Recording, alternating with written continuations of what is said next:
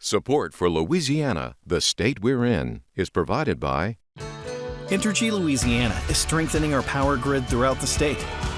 We're reinforcing infrastructure to prepare for stronger storms, reduce outages, and respond quicker when you do need us, because together we power life. Additional support provided by the Fred B. and Ruth B. Ziegler Foundation and the Ziegler Art Museum, located in Jennings City Hall. The museum focuses on emerging Louisiana artists and is a historical and cultural center for Southwest Louisiana. And the Foundation for Excellence in Louisiana Public Broadcasting and viewers like you. Thank you.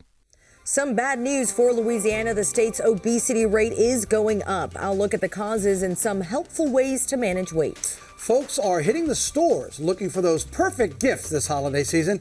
We'll head back in our archives for a look at the top tech of the 1970s. And a teenager from New Orleans is getting honored on the world stage. Meet Naomi DeBerry coming up. Plus, Louisiana art and culture on display in Arnaudville.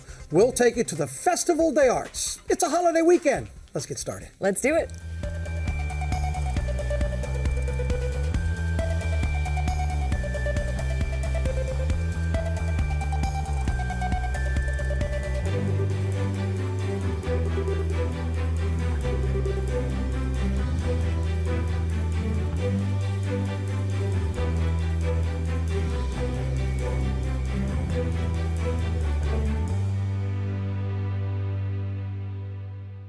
Hi, everyone. I'm Christina Jensen. And I'm Victor Howell. Much more on those top stories in a moment on this week's edition of Louisiana, the state we're in. But first, this may not come as a surprise. Louisiana remains one of the heaviest states in the nation. According to new data from the CDC, nearly 40% of Louisianans are obese. That's contributing to a wide-ranging list of health problems and areas of concerns.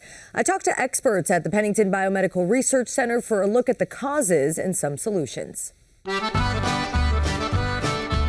Louisiana is known for its food, its culture, and its celebration of life.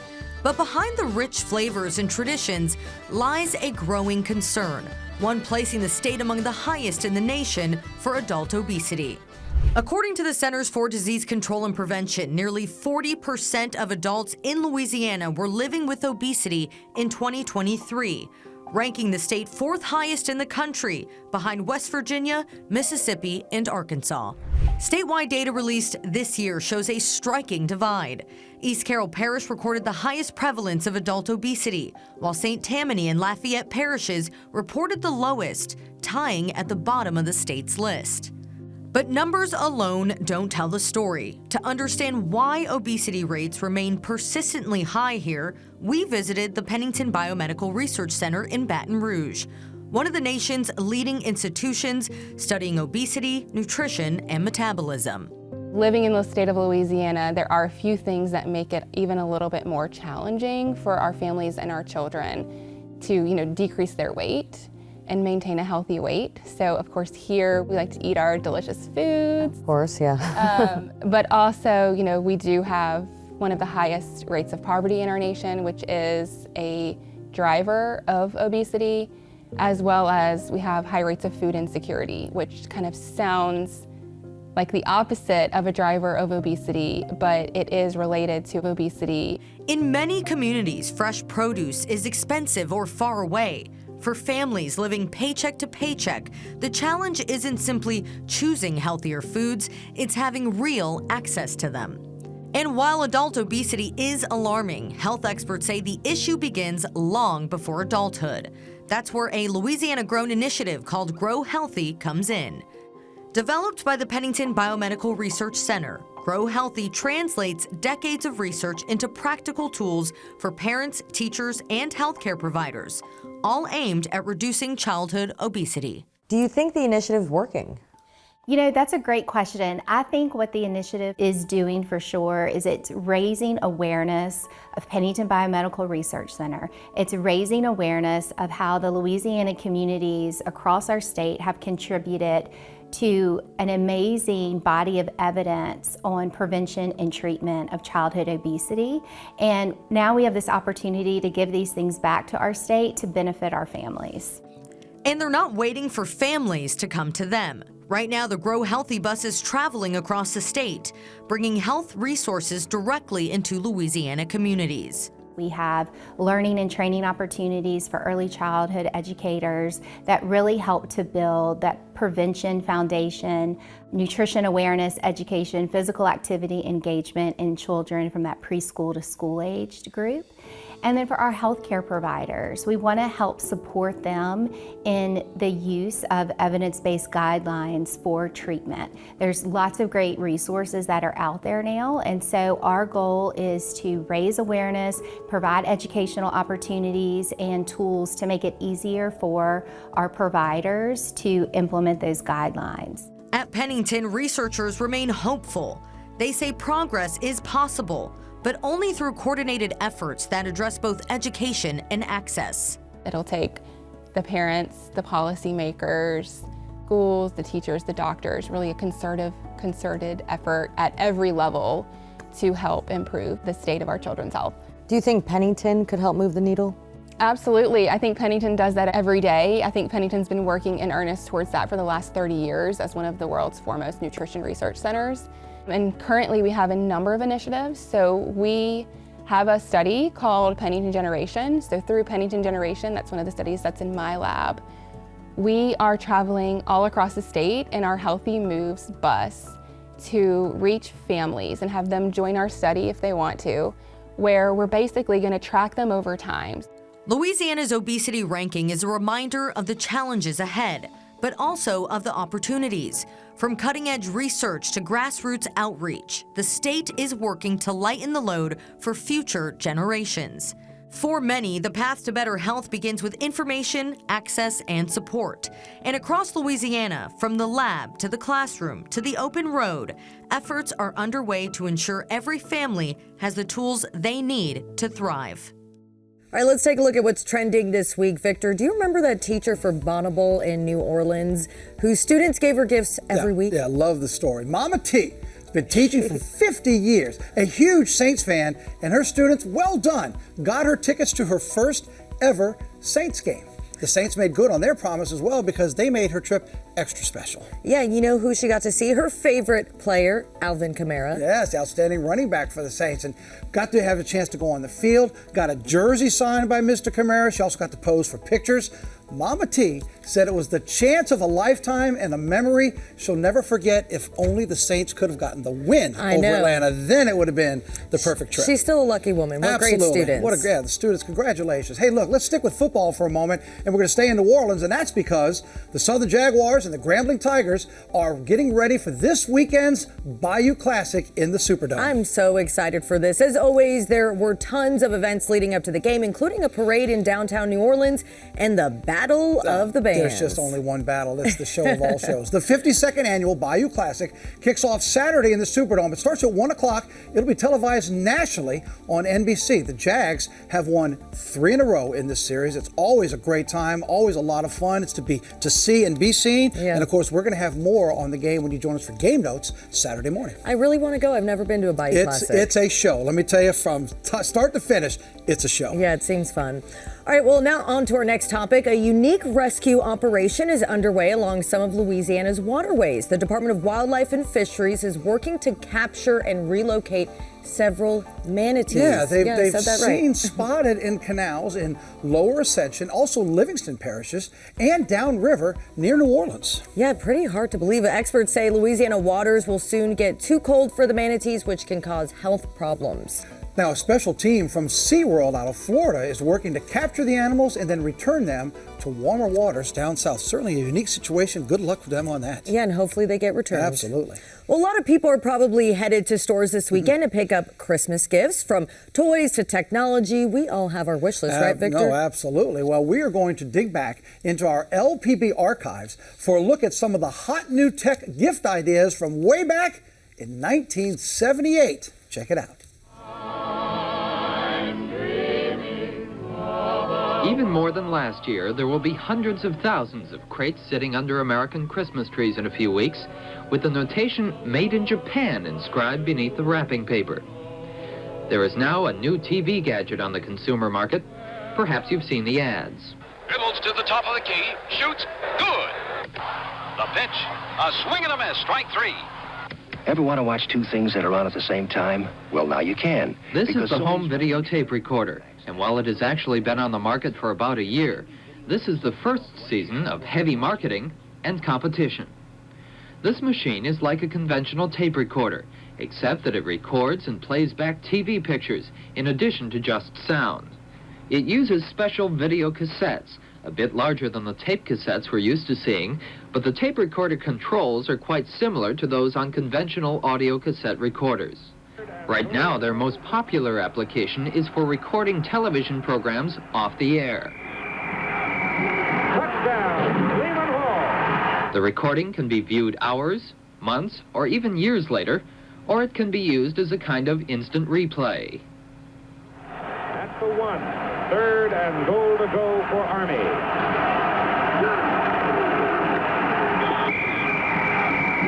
Touchdown, Lehman Hall. Perhaps the most attractive sales point is the automatic timer.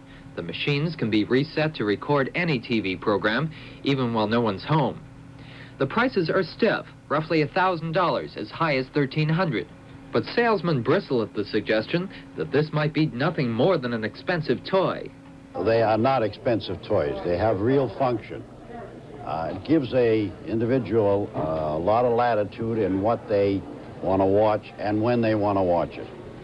A lot of people have problems with their work hours against their free hours. This gives them the opportunity of recording when they're not at home, playing back when they are available to see it. Not surprisingly, Japanese manufacturers hold a virtual stranglehold on the home video market. In fact, though there are 12 brands on the market this month, including RCA, Panasonic, Magnavox, and Zenith, there are only 2 manufacturers, Sony and Matsushita, who make all of them. Moreover, the systems are incompatible with each other. In other words, because of different cassette sizes and tape speeds, a Sony tape can't be played on a Panasonic, and vice versa. The industry has gone too far astray to come back into uniformity. And I think it just equates the strong will survive and the weak will fall. An even stickier question is whether videotaping TV programs is even legal. Several production companies claim it is copyright infringement and have sued Sony and, by implication, the rest of the home videotape industry. It's a question that will take years to resolve. But to the consumer, the more immediate issue is one of price. And here we might take a lesson from recent marketing history. This is a first-generation video game, a ping-pong simulation.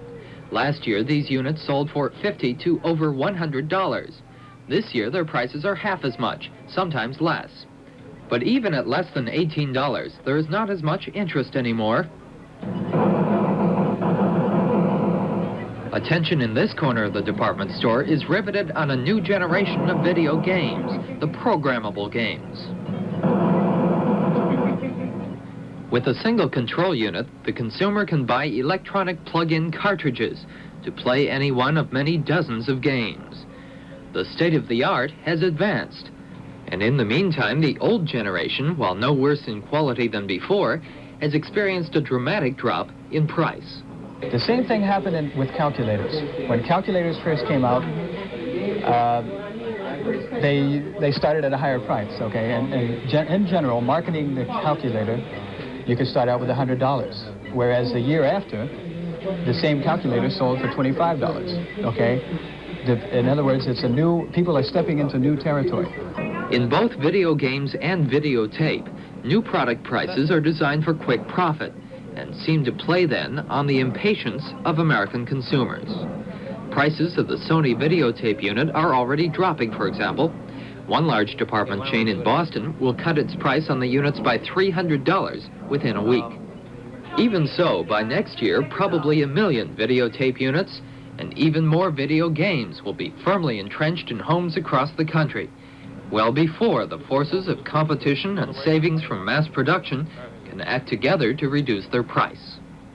Christine, it's so fun to look back at that. But you know, the way technology changes these days, it seems like what you got last year is already a throwback. Everything changes so fast and furious. It is so true, and it's hard to believe back then a VCR cost $1,000. That was the must-have gift. It really was. Right? Well, look, don't forget, you can check out many of the stories like that one that LPB has done over the past 50 years on the Louisiana Digital Media Archives. Just head to ladigitalmedia.org.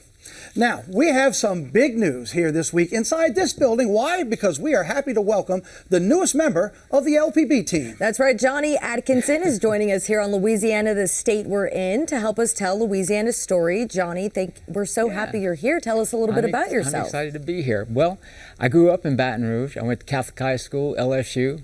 Then I got the idea to move to Hollywood and Los Angeles. I worked at different TV stations, radio stations. I've been in Palm Springs, Los Angeles, Saipan, and recently Amarillo, and now I've been in Alexandria for the last 2 years. I'm excited to be back home in Baton Rouge. Yeah, you're a Baton Rouge boy, so we're excited to have you here. Yes, absolutely. Welcome to LPB. Thank you. I really appreciate it. And we know you have your first story with us. Yes, my first story with LPB. I got the chance to talk to a young girl from New Orleans who's getting international attention. Her name is Naomi DeBerry. She's one of Time Magazine's Girls of the Year. She's being honored for writing a book about her family's journey through the organ donation process. Take a look. I'm joined now by Naomi DeBerry. She's a young author and an organ donation activist from New Orleans. She was named one of Time Magazine's Girls of the Year for 2025. Hey, Naomi. Hi. So you wrote a book, and this book is pretty amazing that you wrote it when you were just 7 or 8 years old. How did it come about? It came about how I wanted other children not to necessarily feel the same way I did when my dad was going through his kidney transplant process, because I didn't really have a support system, and I also didn't have any resources or representation that was available for me. Gosh, did you understand what was going on with your dad? Not quite. I noticed something was kind of off because I knew he was sick, but I didn't know it was to the extent of having kidney disease. Yeah. So writing this book kind of helped you cope with it and deal with it. What did people say when you started writing this? I remember after the book came out, people were open to a new perspective. I wasn't quite sure people would take me as seriously, partly because I'm a kid. And I remember thinking to myself, all the books that I've written have been by adults. And so I didn't know that people really listen and value my book. When you wrote this book, you think about other kids who might be going through the same thing and they've got no one to turn to. They're not sure what's happening. So they could read this book and it would really help them. That's my goal. Oh, that's really great. As far as organ donations goes, that's a pretty big deal. And you've been an advocate for organ donations. How do you do that? I do that by encouraging people to sign up to be tested. Again, I know some people are not necessarily comfortable with the fact of organ donation because some might be religious views, other people might be really scared, but this is my story and my perspective. But I think if we can get more people informed, not necessarily signing up to be tested, but the more people we can get informed, the better. And so is there a way that someone can test themselves and just kind of see? Well, you can go to hospitals, you can sign up to be a match, and if you are, they'll test you with all these different things to see how compatible you are, and if everything lines up perfectly, you can be an organ donor and really save someone's life. Yeah. Well, it's pretty amazing that Time Magazine found out about your book and contacted you, and what did you think when they said they wanted to make you a Girl of the Year? I was really shocked, honestly, because we don't know how they found me. We didn't really have any backstory. I remember me and my mom, we were packing for me to go to a medical program at UC Berkeley, and my mom gets an email from Time Magazine. And at first she thinks it's spam, which, kind of makes sense because why would Time be contacting us? But we realized that they really wanted to do this, and I think it's great. I think it's great to see not only organ awareness being represented for the United States, but also seeing all the incredible things that the other girls are doing. Wow. So your dad had the organ transplant, and how did it turn out? It turned out good. He will be 6 years in February. Wow, so he's had his organ transplant. That's really great news. Now, I heard that you're considering a career in organ transplants and a medical career. Are you serious about that? I am. My goal is to be a transplant surgeon one day because I want to help other people the way that my dad was not only helped by the doctors, but also how the doctors helped all of our family. So when you're like regifting the gift of life by doing a transplant, it's not only impacting that person that's receiving it, but it impacts their family as well. And so that's what I want to do. Yeah. And they've said that in your life right now, you've got a lot of things going on. You're not just going to school every day. You're also selling your book and going to talk to people and meeting doctors and things like that. How does that work? I mean, school is pretty important, so try to get all that done and homework and stuff out the way. But like generally around breaks or the weekends and things like that, we try to go out and talk to people and just spread the word. Oh, that's great. Well, I want to thank you for being here and giving us all this information and giving Louisiana all this information. My guest is Naomi DeBerry, and her book is called My Daddy Needs a Gift. And thank you for being here. Thank you. All right. Johnny, what a great story. Naomi is such an inspiration. Yeah, I was impressed and inspired. The girl's only 13 years old, Time Magazine's Girl of the Year. Amazing. So incredible. Yeah, and you can get a copy of that book at naomicreatesjoy.com. Johnny, thanks again for the story and congratulations. Welcome to LPB. Thank you. Welcome, Johnny.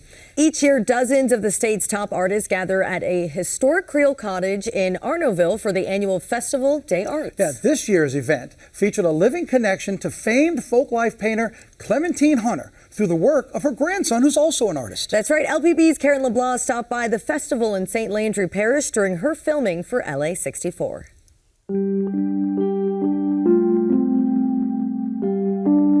That's my grandmother's funeral at St. Augustine Church in Monroe, Louisiana. That was the funeral of my grandmother.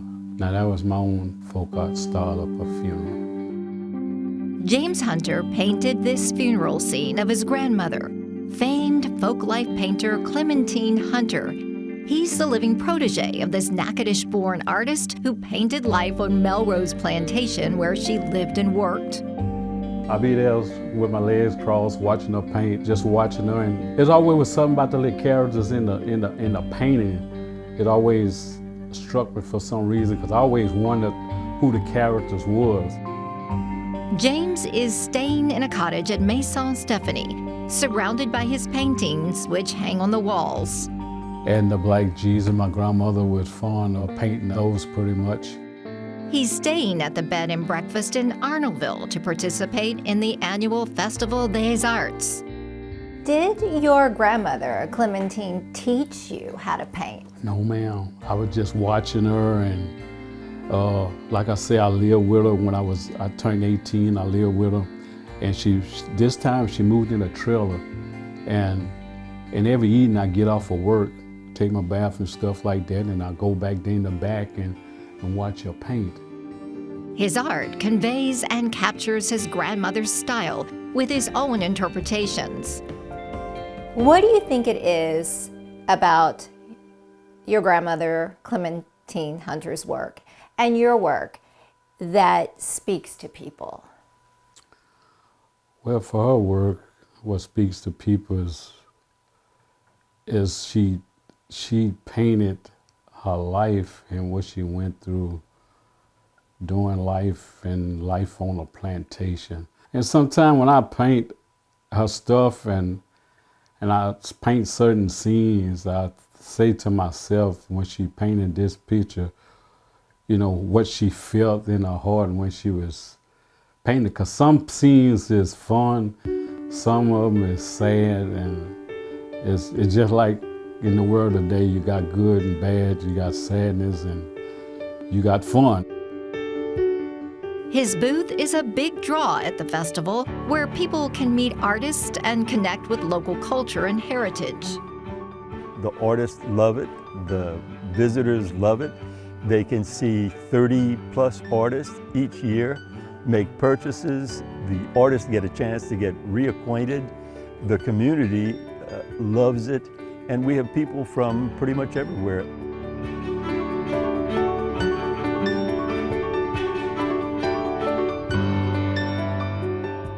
Jerry Hale is a fourth-generation cotton planter and the largest grower of Acadian brown cotton in Louisiana.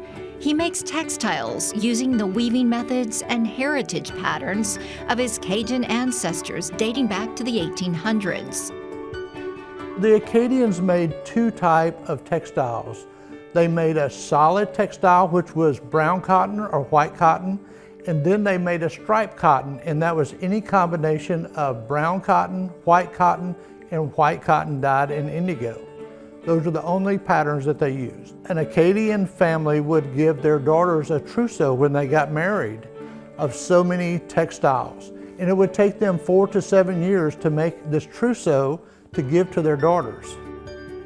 Jerry is the keeper of the Acadian brown cotton seed, which has been passed down through Acadian families for 200 years.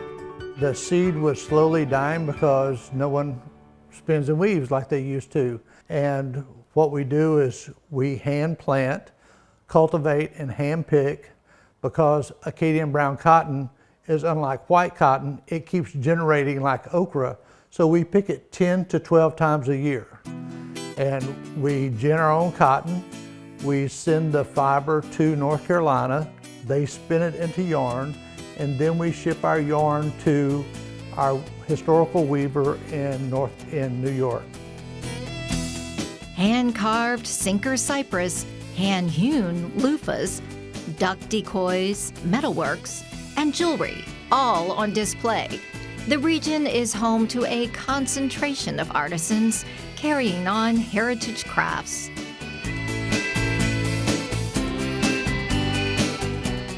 There was an arts community already before we started this project, and it seems to be growing. And there are definitely some incredible local artists, incredible local talent.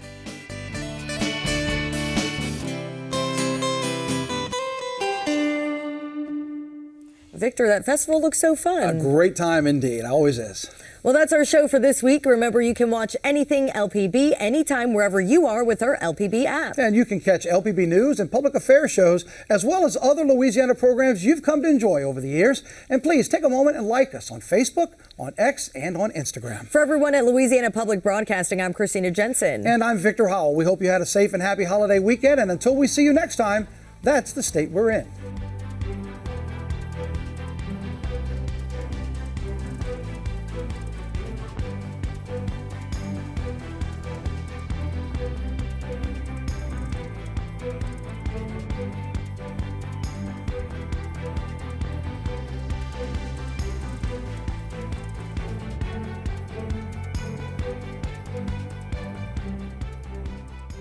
Support for Louisiana, the state we're in, is provided by Entergy Louisiana is strengthening our power grid throughout the state. We're reinforcing infrastructure to prepare for stronger storms, reduce outages, and respond quicker when you do need us, because together we power life. Additional support provided by the Fred B. and Ruth B. Ziegler Foundation and the Ziegler Art Museum, located in Jennings City Hall. The museum focuses on emerging Louisiana artists and is a historical and cultural center for Southwest Louisiana. And by Mary Bird Perkins Cancer Center. Visit Baton Rouge. And the Foundation for Excellence in Louisiana Public Broadcasting and viewers like you. Thank you.